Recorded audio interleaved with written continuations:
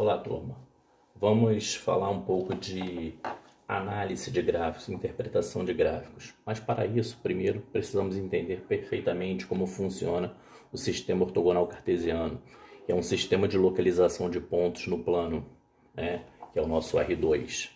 Então nós temos aqui o nosso plano e nesse plano foram inseridos dois eixos perpendiculares, um eixo horizontal, batizado pela letra X, chamado de eixo das abscissas, e um eixo vertical, batizado pela letra Y, chamado de eixo das ordenadas.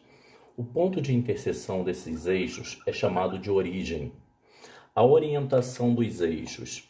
O eixo horizontal ele é positivo para a direita, negativo para a esquerda. Eixo vertical, positivo para cima, negativo para baixo. Esse plano, então, foi dividido em 4 regiões. Essas regiões são chamadas de quadrantes. Nós temos aqui o primeiro quadrante. Agora, no sentido anti-horário, aqui é o segundo quadrante. Aqui, terceiro quadrante. E aqui, o quarto quadrante. Então, vamos lá. No primeiro quadrante, nós temos os pontos onde o x é positivo e o y é positivo, né? Então, os pontos aqui vão ter as duas coordenadas positivas. Então, essa primeira coordenada aqui, ela é o x e a segunda coordenada é o y. No segundo quadrante, o x é negativo e o y é positivo. No terceiro quadrante, x é negativo, y negativo. Quarto quadrante, x é positivo, y é negativo. Então, lembrando que qualquer pontinho do plano cartesiano, por exemplo, aqui, pegar esse ponto, aqui é um ponto P. Eu devo projetar esse ponto no eixo horizontal, aqui eu tenho 4. E vou projetar esse ponto aqui no eixo vertical. Deu 3. Então, esse ponto P tem coordenadas 4 e 3, ou seja, abscissa 4 e ordenada 3. Então, vamos lá. Qual é o sentido da primeira coordenada? A primeira coordenada, que é o x, vai determinar a minha movimentação horizontal. Ou seja, se for positivo, eu vou para a direita. Se for negativo, para a esquerda. E a segunda coordenada, que é o y, é o movimento vertical. Positivo vai para cima, negativo vai para baixo. Então, por exemplo, se eu chego aqui para vocês e falo assim, marque o ponto A de coordenadas menos 4 e 2. Menos 4 e 2, eu tenho que sair da origem, andar 4 unidades para a esquerda e 2 unidades para cima. Então, esse ponto A de coordenadas menos 4 e 2 está localizado no segundo quadrante. 4 para a esquerda, 2 para cima. Então, se eu projetar aqui, certinho como eu falei inicialmente. Beleza? Até a próxima. Continuando aí. Agora vamos analisar alguns detalhes. Por exemplo, qualquer ponto localizado sobre o eixo x, ou seja, o eixo das abscissas, ele é da forma x0. Então, por exemplo, aqui, eu coloquei o ponto aqui na abscissa 5. Na verdade, esse ponto ele tem coordenadas 5, 0. Então, se ele está sobre o eixo x, o y é 0. Então, é o ponto 5, 0. Aí, peguei aqui esse ponto B, sobre o eixo y. O x dele é 0 e o y dele é 4. Então, voltando, todo ponto sobre o eixo x, o y é 0. Todo ponto sobre o eixo y, o x que é 0. E isso vale para qualquer análise de gráficos. Então, se vocês pegarem um gráfico na física, na química, na biologia, matemática ou qualquer outro problema que vocês tenham gráfico, se for no R2, o que vai acontecer? eu vou ter uma grandeza em função da outra. É sempre o vertical em função do horizontal. Se eu pegar algum ponto sobre o eixo vertical, significa que essa grandeza foi anulada. Se eu pegar sobre o horizontal, é porque essa grandeza foi anulada. Isso para qualquer situação, tá? Mais algum detalhe aqui importante, mais um detalhe importante é o seguinte. Nós vamos ter probleminhas onde nós vamos ter que analisar o sinal de uma função. O gráfico de uma função é um conjunto de pontos. Então, vou considerar aqui a seguinte situação. Ó. Vamos supor que isso aqui seja o gráfico de uma função.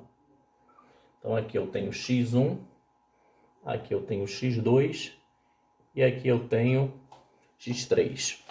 Tá? Então, o que esse gráfico me mostra em termos de sinal de uma função? Toda vez que falar de sinal de uma função, ele está falando do sinal do y.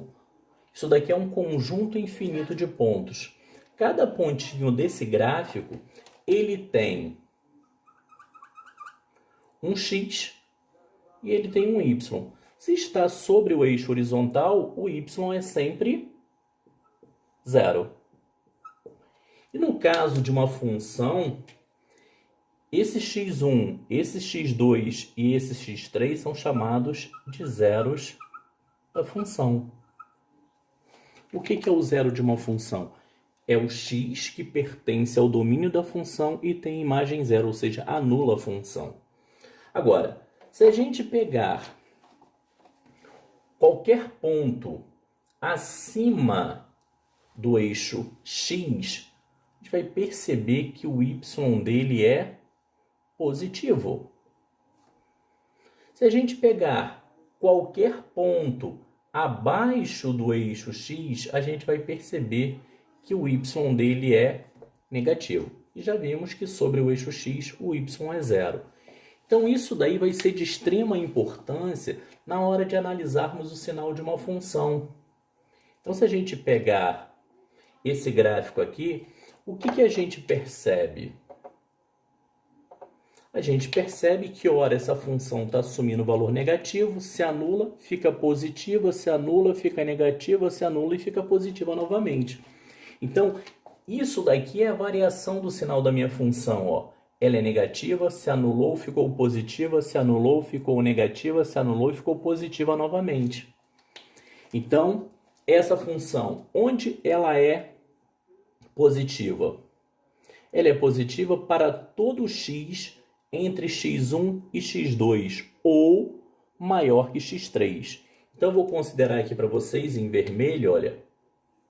Se eu pegar aqui, ó, qualquer x entre x1 e x2, ela é positiva.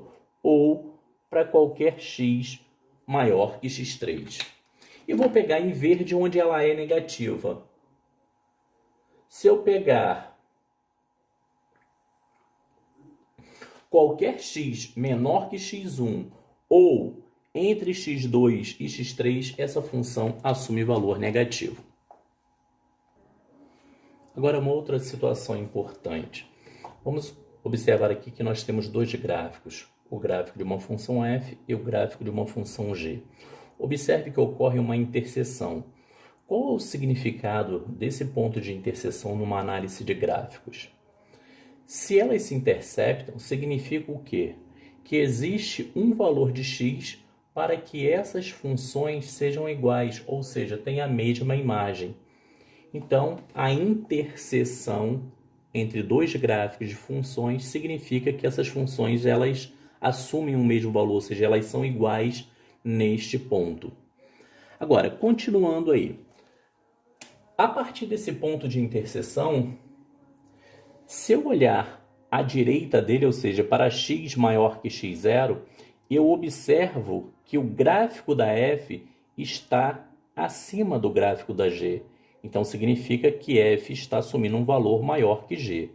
Se eu olhar para a esquerda, é a g que está acima, ou seja, menor que x0, a g está assumindo um valor maior que a f. Isso é muito importante. Uma outra coisa que é muito importante também é o seguinte.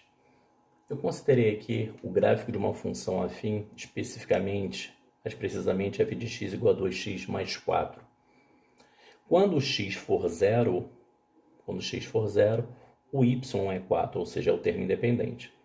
Se eu pegar essa lei e igualar a zero, 2x mais 4 igual a zero, 2x igual a menos 4, x menos 2, vai me dar o zero da função, que é menos 2. Mas o que eu quero chamar a atenção é esse pequeno detalhe aqui. Vamos supor que eu pegue este ponto. Esse ponto aqui, ele tem coordenadas menos 1 e 2. Tá? Esse é o ponto A. Ora, se um ponto pertence ao gráfico de uma função, significa que suas coordenadas respeitam a lei. Tá certo? Então eu estou dizendo o quê? Se o ponto A pertence a esse gráfico, significa que quando x for 1, o y tem que dar 2. Então, isso é muito importante numa análise gráfica. Ó. O ponto menos 1, 2 pertence ao gráfico da função f. Isso implica o quê? Que a imagem de menos 1 tem que dar 2. Menos 2 mais 4, isso vai dar 2. Não podia dar diferente, porque o ponto pertence ao gráfico.